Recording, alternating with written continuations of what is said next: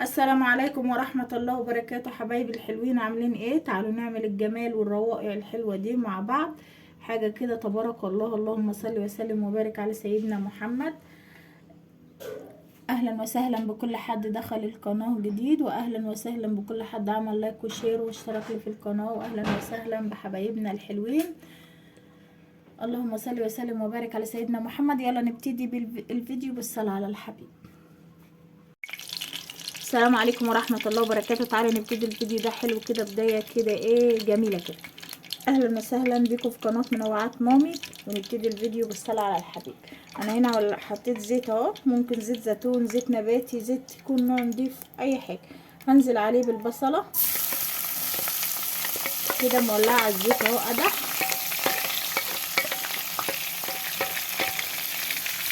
عشان تخش في السوا على طول كده. هديها لون. هنزل معاها ورق اللوري عشان يطلع نكهته في التحمير.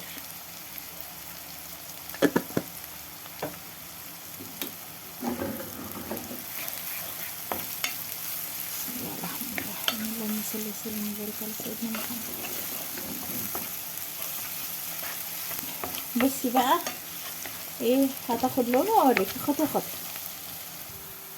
بصي بقى، هي هنا بقى لونها ذهبي خالص، بس مش عارفه ليه في الكاميرا بيضه، بس هي هنا ما ينفعش اسيبها اكتر من كده. هي اللهم صل على كامل النور. انتي هتقطعي البصله وتنزلي كده على الزيت بالتحريك المستمر كده معاكي على طول باستمرار. ورق اللوري بيطلع معاكي ريحه لانه بيتحمص في الزيت، بيديكي ريحه رائعه جدا. هنحذف هنا كده ايه الكبده والقمصه دول.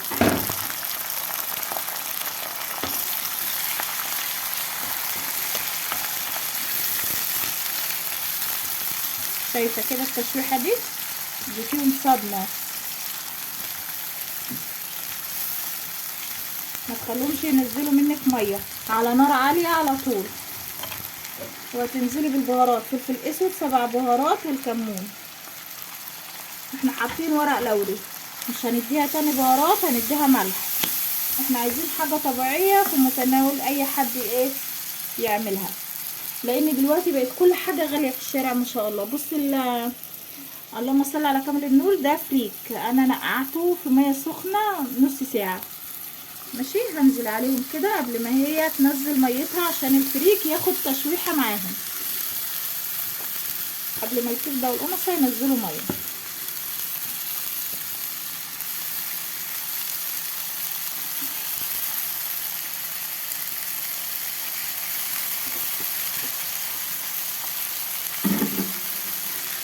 بس انت بقى تبارك الله، اللهم صل وسلم وبارك على سيدنا محمد.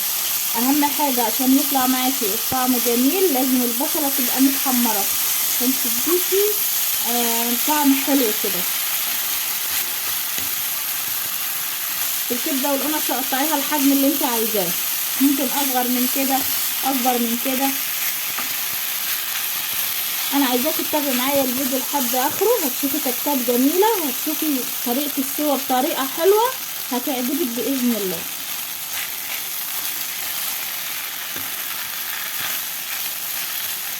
وفي نفس الوقت مش عايزين نكلف على روحنا اي حاجه يعني، لان بسم الله ما شاء الله الدنيا ايه غلا غلا غلا حاجه كده. اللهم صل على كامل النور.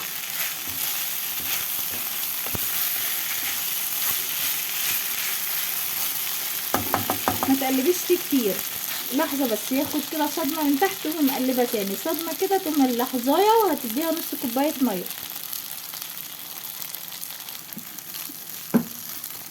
كده بصي بقى مفلفل اهو، يعني خد تحميره حلوه، وعشان ايدك فيه على طول ما نزلتش ميه الكبده ولا القنصه. بصي ولا ما نزلتش ميه الحاجات اللي انا حطيتها. شايفه كده.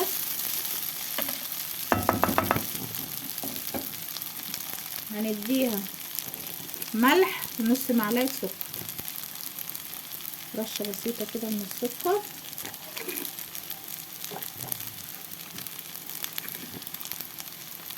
والملح معلقه ملح وهنحط الميه. بسم الله الرحمن الرحيم، نص كوبايه ميه.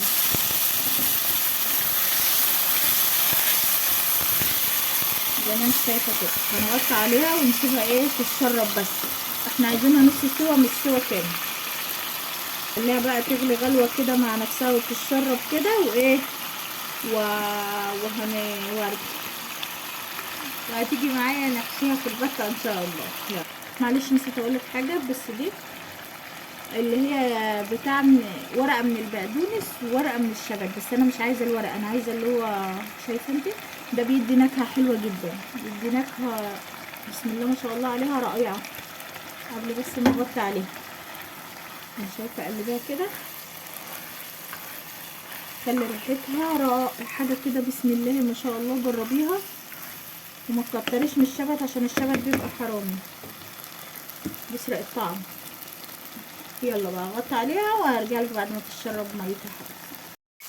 بصي بسم الله تبارك الله، بصي اللهم بارك اللهم بارك اهو نشفت خالص ازاي. بصي ما شاء الله على الريحه وعلى الطعم، حاجه جميله. خلاص كده ايه انا خلاص هطفي عليه، وتعالي بقى ايه نشوف هنعمل ايه في البطه. عندي بقى حته البطايه الجميله اللذيذه دي.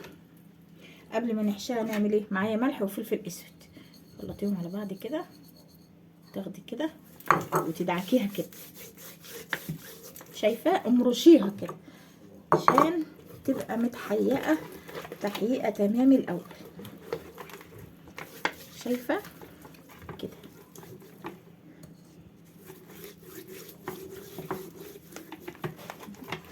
كده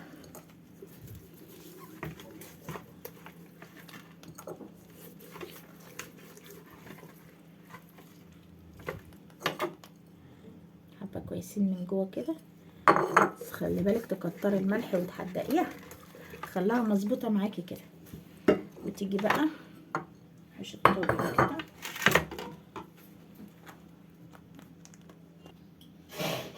رائعه طعم الفريك عسل، الله اكبر.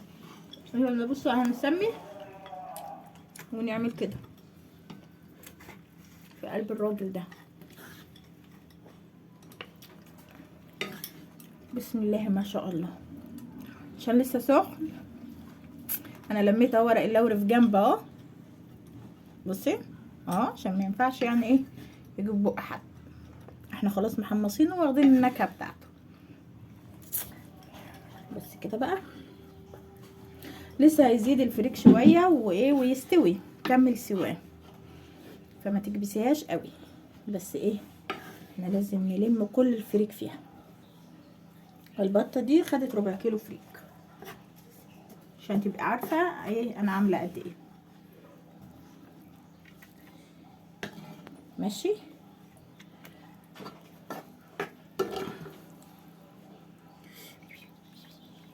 استني كده نعدي الرجل الحلوه دي كده.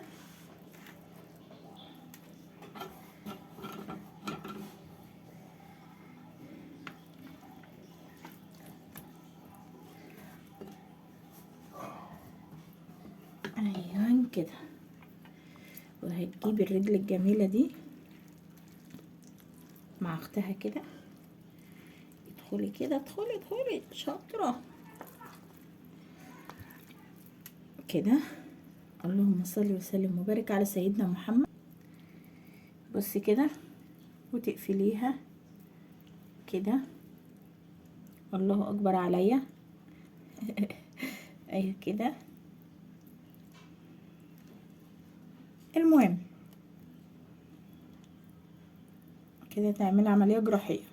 دخلتيش كليه الطب ادخلي كليه الطب، المطبخ ما سابش فيكي اي حاجه، يعني تعلمي كل الجراحه وكل حاجه في المطبخ. انتي بتبصيلي باستعجاب غريب مش عارفه. لا اله الا الله.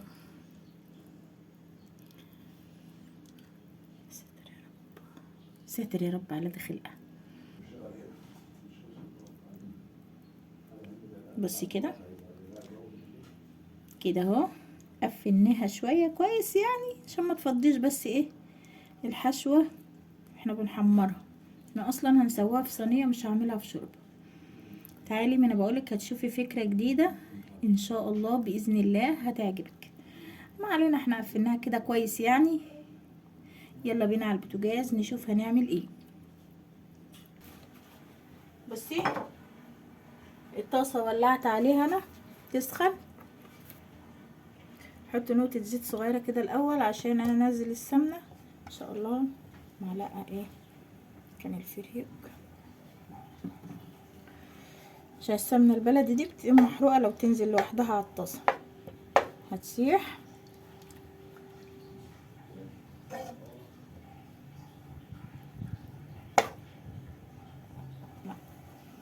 اهي ثواني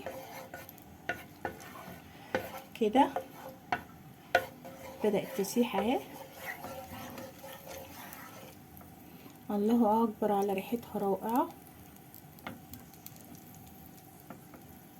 وهنسمي الله.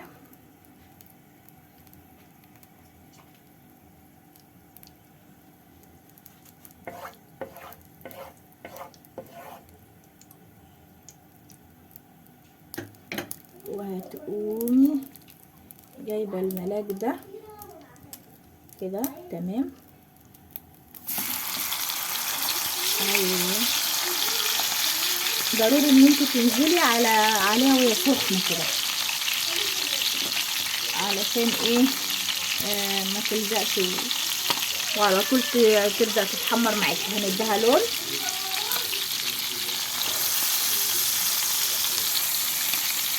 كده،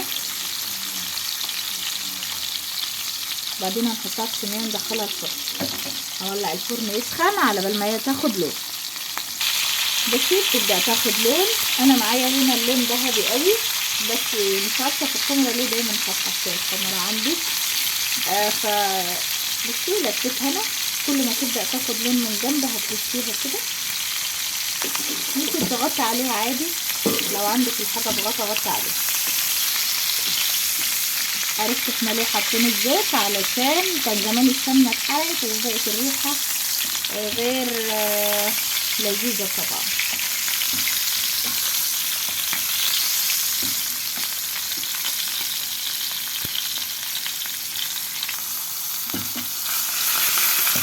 بص كده اخدت لون كمان من هنا، بقى الجنب التاني اخد لون كله زي ما انت شايفه.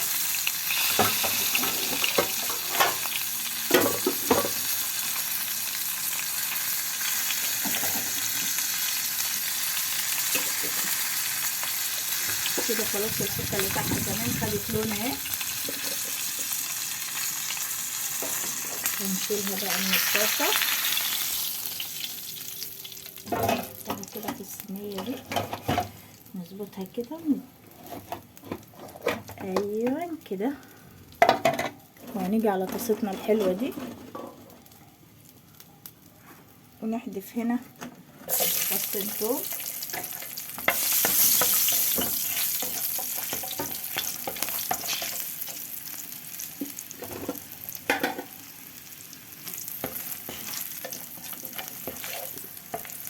ايوه كده.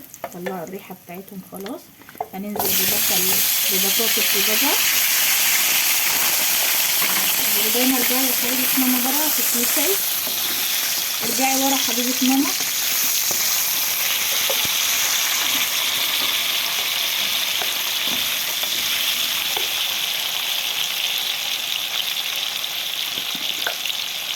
شاطره بنتي.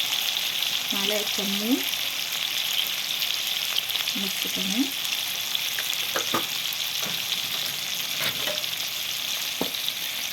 فلفل اسود نص معلقه، نص معلقه ملح. ده عشان احنا هنجيب باقي الملح اللي بهرنا بيه والفلفل الاسود اللي بهرنا بيه البصل، مع ورق لوري. قلبي كده كل ده عشان تطلع ريحه البهارات معاكي. هتسيبي بطاطسيه مش عايزه تنزلي حاجه. تمام كده. هتنزلي عليهم بقرن فلفل احمر، قرن فلفل اخضر اللي عندك.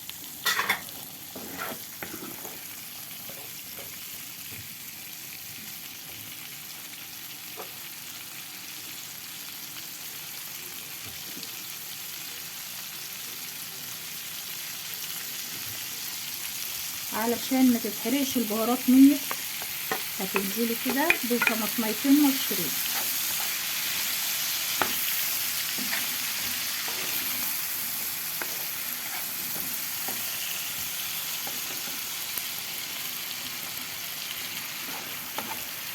شايفه كده تقليبه واحده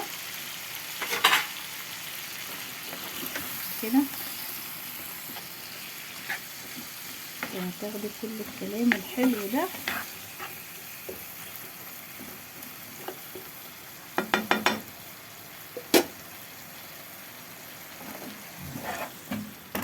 تيجي كده. حسبي يا ضنايا، ارجعي ورا يا رودينا هتتلسعي بجد كده.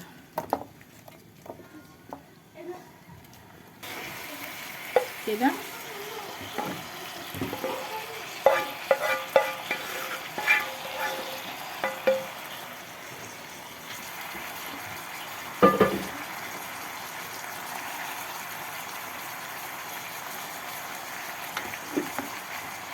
كده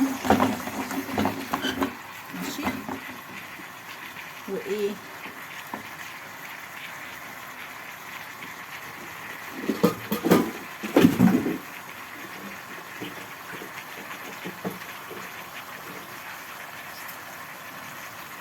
وعندي القنصايه دي هحطها هنا كده،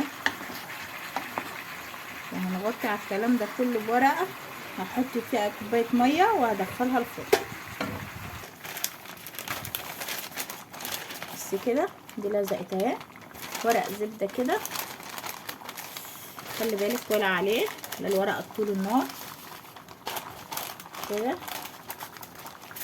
وهنحط عليه ورق ألمنيوم كده، وهدخلها الفرن. هغطيها وادخلها الفرن على بال ما بطتنا تعيش حياتها كده. بصي بقى، نحط هنا زيت حبه تانيين كده. الحله ولا عليها النار وسخنت. هتشوفي هتحطي كاري ايه، زعفران، عود قرفه، ليمونه، ورق لوري، ملح، فلفل اسود، وكمون. هنسخنهم في الزيت كده بس يطلعوا الريحه كده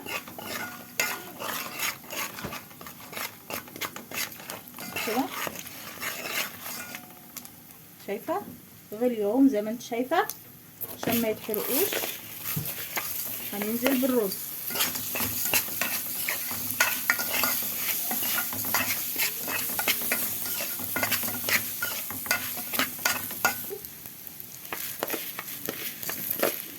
كده، بتقلبي عشان ما تحرقيش البهارات. تحطي تقلبي تقليبه انك انت تتحركي من مكانها، وانزلي بالرز الكميه اللي انت عايزاها بقى. دي حاجه ترجع لك، طبق، معلقه، نص، ربع كيلو، بصي على حسب عيلتك وعدد افراد. انا الزعفران بتحط منه اقل من نص معلقه عشان لونه كده ايه ما شاء الله.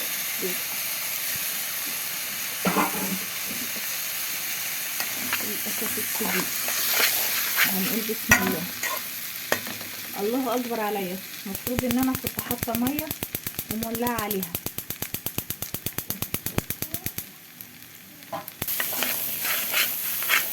كده. بصي الريحه بقى رائعه.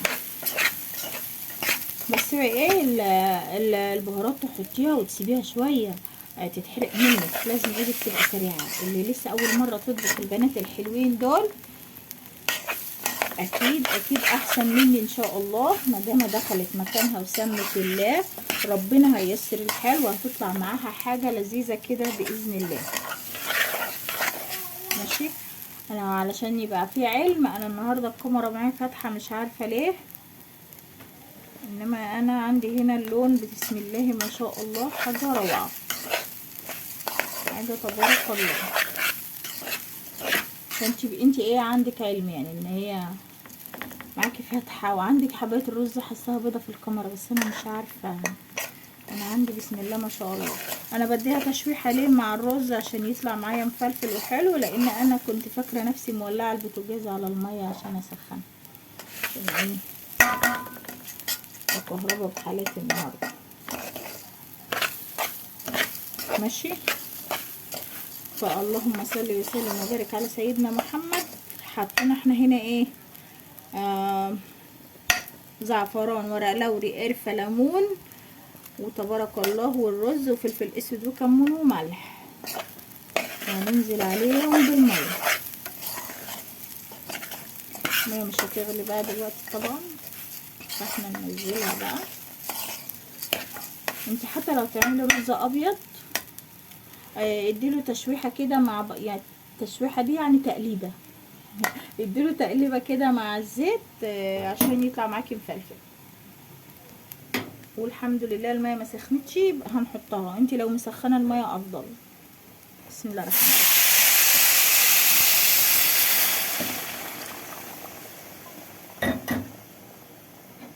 لو مسخنه بقى الميه هتلاقي مبكبك. انا والله حطيتها على العين وفاكره نفسي مولعه. بس يلا هيعوز شويه ميه تاني. انت لو انت شاري الرز ده من الشارع زي ما اتفقنا 1000 مليون كلمه مره وقلنا رز الشارع ما بياخدش ميه،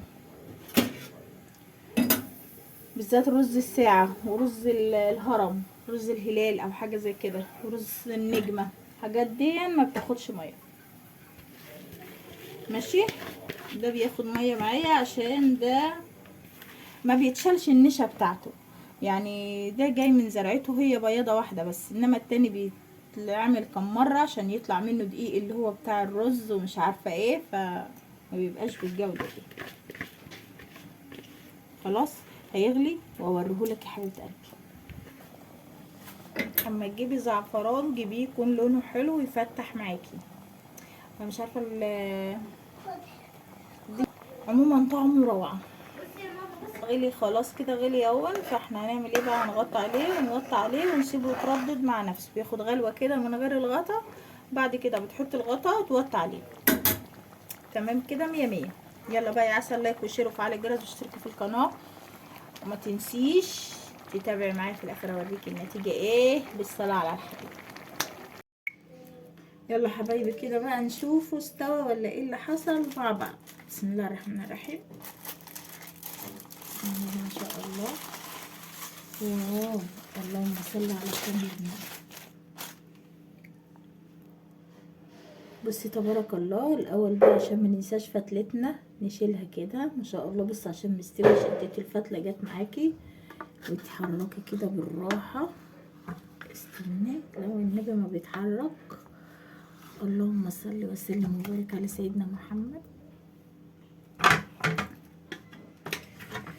وتحطي كده.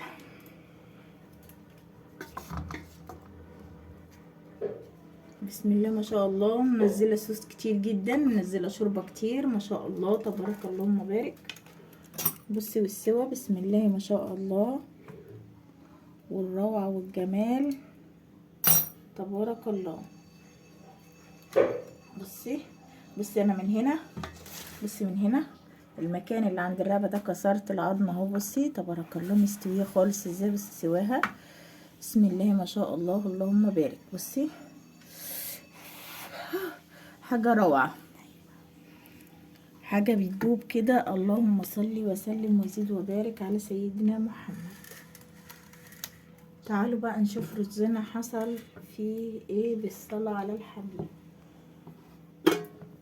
بصي بسم الله ما شاء الله. نشيل الاول الحاجات دي. مرمل جدا اهو زي ما انت شايفه او مفلفل، حاجه روعه. اللهم بارك يا رب.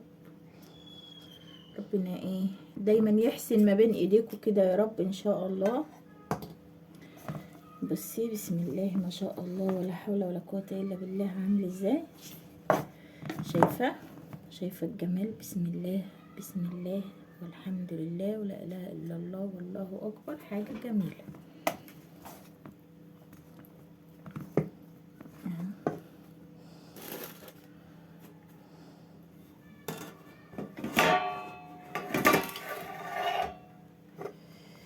تغرف بقى كده.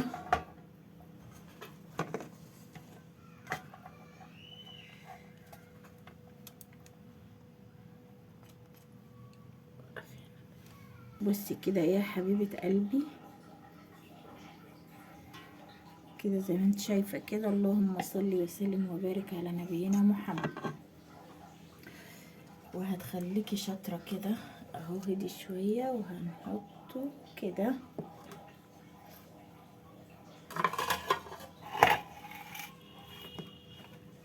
وبعدين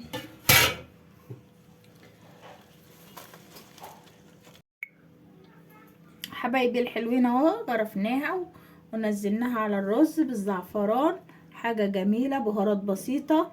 وختمنا الفيديو بالصلاة على الحبيب ان شاء الله. وادي بطتنا قدمناها وبالهنا والشفا، جنبها رز، سلطة، طبيخ، اللي انت عايزاه اعمليه جنبها. تقدري من جنبها تعملي اكبر عزومة انت عايزاها. تقدري تعملي جنبها المحشي، تعملي جنبها وهي برضو بنفس الجمال ونفس الفكرة دي. ودايما تابعي معايا الحاجه، بقولك حركات وتكات حلوه. بصي السوا بيبقى جميل كده، التحمير حلو، حاجه بسم الله ما شاء الله تبارك الله. اللهم بارك. استودعكم في الله الذي لا تضيع ودائعه. والسلام عليكم ورحمه الله وبركاته.